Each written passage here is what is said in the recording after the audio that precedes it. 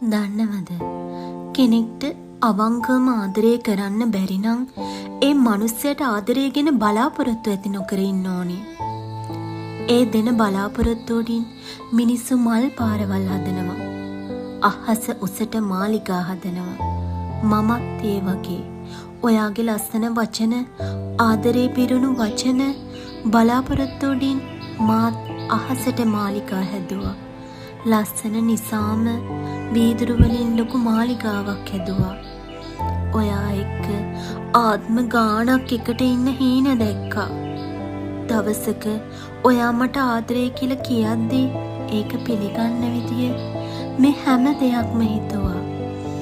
අපේ අදහස් එක වගේ කියලා හිතෙද්දී අපි එකතු වුණාම ඒ හැඟීම කොච්චර ලස්සනද කියලා හිතුණා. කෙනෙක්ට දෙයක් ලබා ගන්නකම් ඒ දෙයට ගොඩාක් ආසයි, ආදරේ. ඒත් මම ඒක ඊට වඩා කරනවා.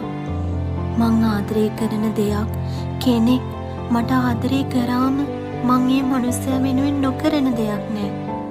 එයාට එන්න වැඩිපුර ආදරේ මගේ හිතේ ඇති වෙනවා. ඔයා ගැනත් එහෙමයි. ඉස්සර දැන් නෙවෙයි.